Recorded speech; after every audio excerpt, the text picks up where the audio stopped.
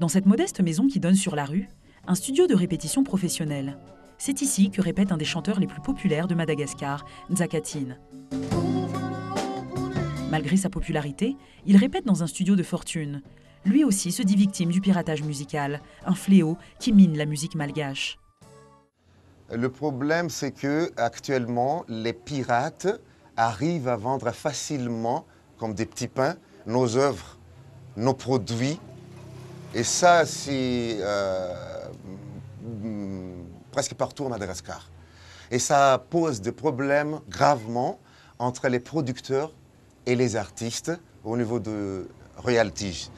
Et je peux vous dire même maintenant qu'on gagne presque rien. Et c'est vraiment triste. Voilà. Ça fait souffrir tous les artistes à Madagascar. En plein cœur de la capitale, ils sont des centaines à vendre des CD à la sauvette, 40 centimes d'euros l'unité, 3 fois moins cher qu'un CD officiel. Ça, je ne sais pas qui l'ait fait. Tout ce que je sais, c'est que la personne passe ici le matin. Elle passe un peu partout dans les environs, et quand elle passe ici, je les achète. Puis elle ne revient plus. Voilà comment ça se passe. C'est une livraison. Tous les matins, cette personne me livre la marchandise, c'est tout. À deux pas de ce vendeur pirate, voici le principal disquaire de la capitale. Ici, les CD sont tous des originaux. Voilà comment on reconnaît un CD officiel d'un CD pirate. Premièrement, il y a un hologramme décerné par l'OMDA, l'Office malgache des droits d'auteur. Deuxièmement, il faut qu'il y ait la signature du producteur que vous voyez ici. Quand on a ces deux éléments, on est sûr que le CD est officiel. Ce responsable de boutique vend en moyenne 100 CD par jour. 50% du prix d'un CD lui revient. Malgré le prix élevé, ce jeune homme refuse d'acheter des CD pirates. Je n'achète que des CD officiels car je ne veux pas tuer les artistes. Je pense que les pirates les tuent. Les artistes fabriquent des disques, ils méritent leur argent. Les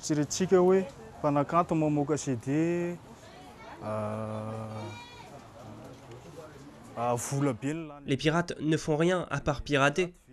Je préfère que l'argent revienne à ceux qui créent, plutôt qu'à ceux qui copient. La ministre de la Culture est consciente que c'est tout le système de production artistique qui est à revoir. Vu, je dirais, l'expansion de ce mal et de ce fléau qu'est le piratage à Madagascar, nous avons d'abord eu comme objectif de professionnaliser, c'est-à-dire d'aider à structurer, d'avoir une démarche structurante avec les artistes, les syndicats, les fédérations, etc.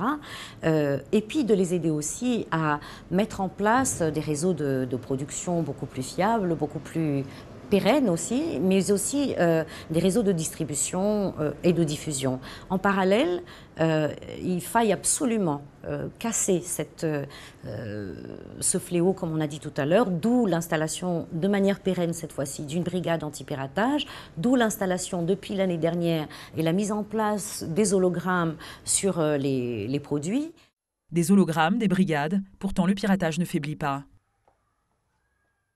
Ils pensent, les contrefacteurs, ils pensent que c'est pas du vol.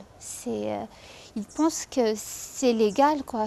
Ils pensent que c'est pas un vol, c'est voler pour eux. Au fait, c'est genre tu entres dans un magasin, tu prends un truc et voilà.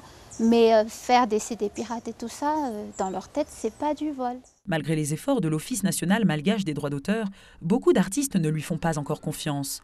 Elle est souvent en conflit avec les producteurs et les créateurs. Piara Kanj est un groupe de jeunes artistes qui a décidé de ne pas vendre ses CD par la voie officielle. Nous aimons tout simplement vendre directement aux gens qui communiquent avec nous, qui s'intéressent à la musique, à la culture. Les grands magasins, les distributeurs de disques, ça marche pas pour nous. Beaucoup d'artistes pensent ça, pensent comme moi.